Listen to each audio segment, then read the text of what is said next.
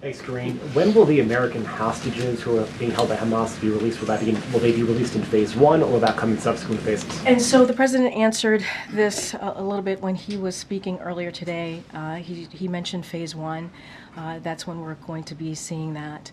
All the American hostages will come out in phase So one? there will be more details that Brett McGurk will share right after this briefing. But what I will say is just to give you a little bit of how it will work. So during the first phase, which will begin on Sunday, the fighting will stop.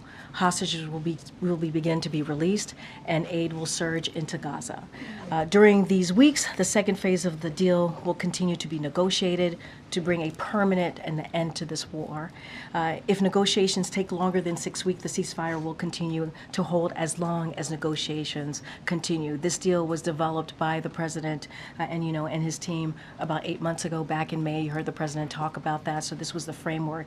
And once he was able to put out the framework, it was endorsed by the world. And so we are certainly, as the president started off in his remarks to the American people, to all of you as well, this is a good day. This is a good day. This is a good step forward. And so Brett McGurk, after this briefing, will have a call to give more details of how this is going to move forward. But again, this is a very good step forward. And then, as we mentioned, the president announced this framework back in May of last year. And it's now, a deal has been reached 5 days before this administration's term ends. It will go into effect a day before the next president is sworn in. Is it clear, does the president want to give some credit to his successor, and that there's a forcing mechanism by that transition as helping push this deal towards the finish line? So a couple of things, and you said this in your question to me. This is a framework that the president put forth about 8 months ago, back in May. Again, it was endorsed by the world when he put out this framework. His team has worked, because of the direction of the president, obviously, has worked 24/7, night and day, to get this done. You're going to hear directly from Brett McGurk, who's been on the ground, who's been in Doha at the direction of the president, obviously, with the leadership of National Security Advisor Jake Sullivan. And what we see this day as, this is a good day. This is a good day. Hostages are going to be able to go home, including American hostages, to their families. And after, 15 months since Hamas did something so unimaginable, launched an attack that was so dreadful. We lost so many lives because of that attack on October 7th. And we have been working around the clock to get this done. And so that's how we look at it. We're going to continue. We're going to continue to speak with the Trump transition. You heard even from National Security Advisor Jake Sullivan on Monday talk about how they have been coordinating with the Trump team, keeping them abreast, having regular conversations with them about this. And now we understand that this is going to be implemented by the next team. And so we're going to continue to work with until January 20th, we're going to continue to work closely with the Trump transition team. We have to remember what we have seen from this president over the last 8 months, since 15 months, as we're talking about this particular matter. That's what American president does. That's what they do. And that's what we've seen from this president and his leadership. And you mentioned that this deal will be implemented by the next president. There's coordination between the White House and the incoming administration. Has the president spoken at all with his successor? And outside of the very brief ceremonial tea that they will have on the morning of the 20th, does he plan on having a more substantive conversation with him about his strategy and the briefing and the relationships that went into this briefing? Well, Zeke, I will remind you, when he invited the President-elect Trump to the White House, they met for more than 90 minutes. And that's a pretty long time, significant time to have a heart-to-heart, a bit of a conversation. So that happened, as you know, right after the election. I don't have anything to read out at this time of upcoming conversation or conversations that's happened since their meeting in the Oval Office.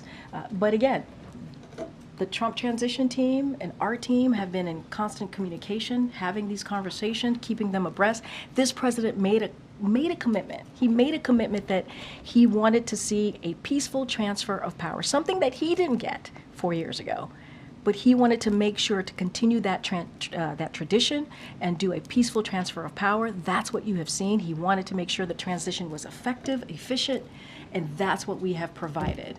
And like I said, we're going to be in close touch with our team and their team in the next couple of days. And just last, Thank you, haven't seen you in a Karine. while. Good to see you. It's good to see you, and thank you so much for taking our questions so often. Thank you. I Really appreciate that. it. Thanks, Ouija. So, in terms of implementing the terms of this agreement, how confident is President Biden that the incoming administration will do that, and have they offered any assurances that they will carry them out? I think there's a commitment to move forward with this deal. I think there's a commitment to make sure that there's an end to this war. Obviously, hostages are going to be coming home. Obviously, we've been in very close touch with the Trump transition. And the president was asked some variation of that question moments ago after he spoke, and he said he is very much indeed confident.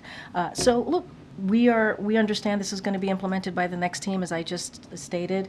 We are going to work closely, in close coordination with the Trump team.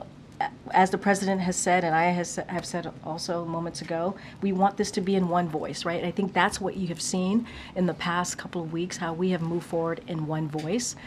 And this is what's important for the hostages, to get them home, to make sure that we're getting that humanitarian aid into Gaza, and to ending this war that has taken a lot of innocent lives. And so that is the commitment. That is the commitment that you can see from us, and that's what the president believes, that he is confident in how we're going to move forward. Thank you, Karine. You and the president have stressed that this is the framework that he put forward last spring, but the president also made clear it was important to him to work with the incoming administration, that they be speaking in as one team, as he put it. Even the Qatari prime minister, in his remarks, personally thanked Steve Witkoff, the incoming administration's Middle East envoy. So do Donald Trump and his team deserve any credit for this? I mean, look, everyone is going to want some credit. Everybody's going to want some credit. Get that? That's how this goes when something good happens. Not unusual. It is not unusual at all. What I can say is the president got it done, right? That's what I can say. And what I could also say is that, and you said it in your question to me, is that there was a framework that was put forward. And it was put forward by the president back in May 31st of last year. And it was endorsed by the world. And you see a president that has done everything that he can. This is someone who has foreign policy experience, decades of foreign policy experience. He understands what it means to bring people together. He understands what it means to get a deal done. He also said in his remarks how difficult it was to negotiate. Negotiating is incredibly hard, and this wasn't easy, but we got it done. And so, you know, this is someone who speaks from experience. And this is, again, not an easy thing to get done.